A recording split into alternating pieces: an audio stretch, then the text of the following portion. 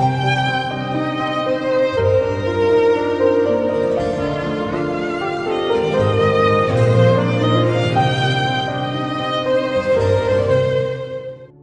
καταφυλούν και το πάτωμα της εκκλησίας και το δάκρυ θα τρέχει ποτάμι.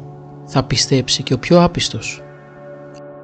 Όσο κόσμο έδιωξε από την εκκλησία ο κορονοϊός, τόσος και άλλος τόσος κόσμος θα επιστρέψει πάλι πίσω στις εκκλησίες, υπό τον φόβο του πολέμου.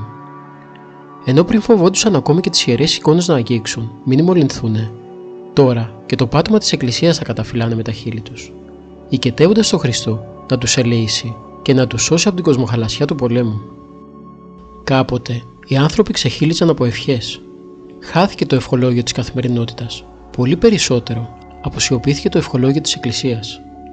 Διαγράφηκε έως και το καλημέρα και το ευχαριστώ διατηρήθηκαν μόνο στο πρωτόκολλο συναλλαγής όπου υπάρχει ωφέλεια, εκεί που αντιμετωπίζεσαι ως πελάτης.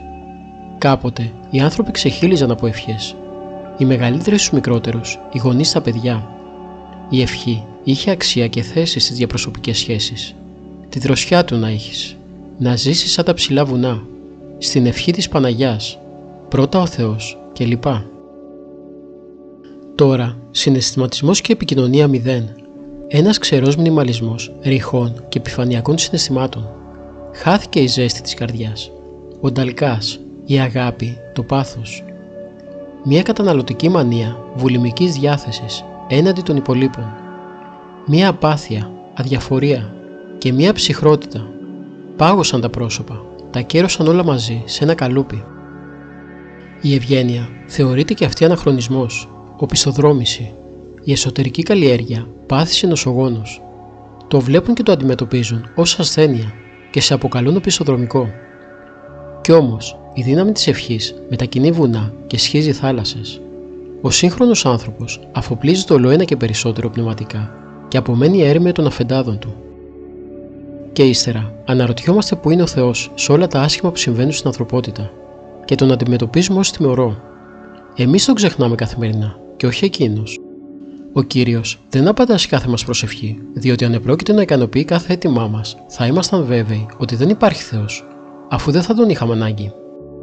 Κάποιες φορές ο Κύριος κάνει το θαύμα που περιμένουμε, αλλά κάποιες άλλες φορές όχι, έτσι ώστε να στρεφόμαστε στο Θεό για βοήθεια και να ταπεινωνόμαστε. Γι' αυτό, αδερφέ μου, σβήσε τις λύπες και σκόρπισε ελπίδα, σκόρπισε αγάπη, για να ξαναζεσταθεί ο κόσμος. Λέει η γόμα στο μολύβι: «Πώς είσαι, φίλε μου?» Το μολύβι απαντά θυμωμένο: «Δεν είμαι φίλος σου, σε μισώ», λέει με κατάπληξη και θλίψη. Γιατί ό,τι γράφω σβήνεις. Σβήνω μόνο λάθη, είμαι γόμα και αυτή είναι η δουλειά μου. Αυτό δεν είναι δουλειά. Η δουλειά μου είναι τόσο χρήσιμη όσο και η δική σου. Κάνεις λάθος, γιατί αυτός που γράφει είναι καλύτερος από αυτόν που σβήνει.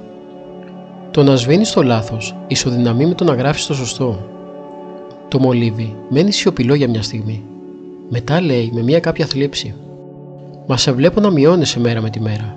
Εκείνη απαντά: «Γιατί θυσιάζω κάτι από τον εαυτό μου κάθε φορά που διαγράφω ένα λάθος». Το μολύβι λέει με θλιμμένη φωνή: «Και νιώθω μικρότερος από ό,τι ήμουν». Λέει η γόμα ενώ το παρηγορεί: «Μπορούμε να ωφελήσουμε τους άλλους μόνο αν κάνουμε μια θυσία για αυτούς». Λοιπόν η γόμα κοιτάζει το μολύβι με μεγάλη συμπάθεια και λέει: «Με μισείς ακόμα?»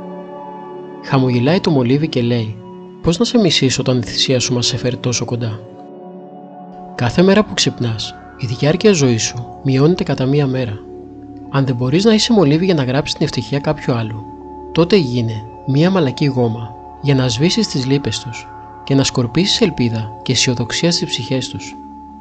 Ο Θεός να είναι μαζί με σένα και την οικογένειά σου, να σας ευλογεί και να σας χαρίζει υγεία κάθε μέρα. Εσείς απλά κάντε το σταυρό σας όταν ξυπνάτε και πείτε και ένα δόξα σε ο Θεός.